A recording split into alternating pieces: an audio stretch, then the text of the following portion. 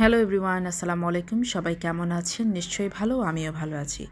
আপনাদের সবাইকে স্বাগতম জানাচ্ছি আমার ইউটিউব চ্যানেল মারিয়াম ডেতে। আজকে চলে এসেছি নতুন একটা রেসিপি নিয়ে, মূলা ভাজি। চলুন উপকরণগুলো দেখা যাক।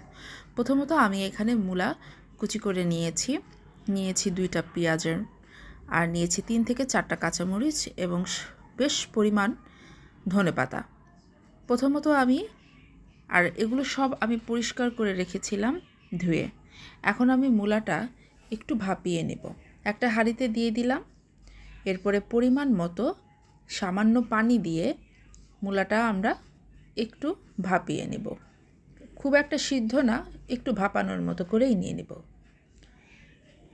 তো আমি এখানে সম্পূর্ণ নিয়ে নিচ্ছিলাম, আর আমি চুলাতে দিয়ে দিলাম। এখন সামান্য পরিমাণ পানি দিয়ে দিব এটার মধ্যে। তেমন কোনো কিছু অ্যাড করব না, বিশেষ কোনো মশলা এখানে আমি অ্যাড করব না। শুধু পানি, লবণ আর সামান্য পরিমাণ হলুদের গুঁড়ো দিয়ে আমি এখন চুলাতে বসিয়ে দিচ্ছি। আমার চুলাটা অবশ্যই ইন্ডাকশানের, তাই আঁচটা কমানো অথবা বাড়ানো যায়।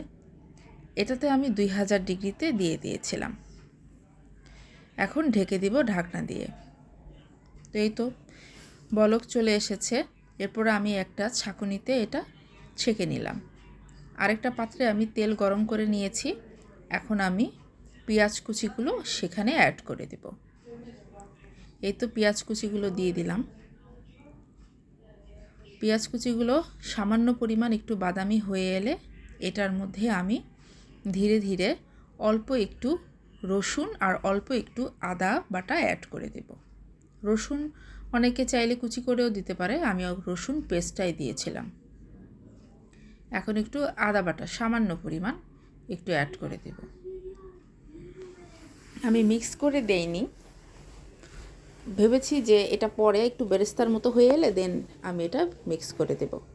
এই তো অনেকটাই বেরেস্তার মতো হয়ে এসেছিলো, আর এটা খুব ভালো সুগন্ধ দিচ্ছিল।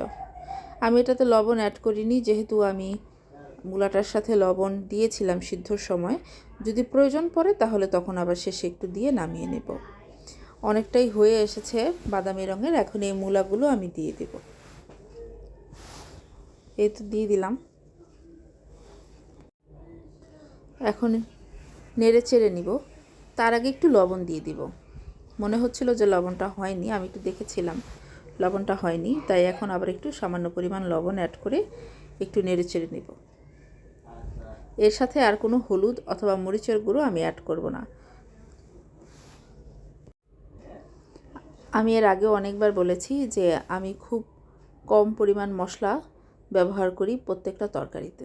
এখন এই যে কাঁচামরিচগুলো, 2টা কাঁচামরিচ আমি এরকম আস্তই দিয়ে দিব, বাকি একটা হচ্ছে একটু কেটে কেটে দিব যেন একটু ঝাল চলে আসে। এই তো কেটে দিয়ে দিলাম, ধোয়ার কারণে দেখা যাচ্ছিল না। এই যে দেখা যাচ্ছে কাঁচামরিচগুলো আমি কেটে দিয়ে দিয়েছি। এখন আমি ধনেপাতাটা অ্যাড করে দেব। মূলা ভাজিতে খুব বেশি পরিমাণ ধনেপাতা দিলে অনেক ভালো লাগে খেতে, গরম ভাতের সাথে খুবই ভালো লাগে। এখন নেড়ে চেড়ে দিলেই হয়ে যাবে আমার মূলা ভাজিটা।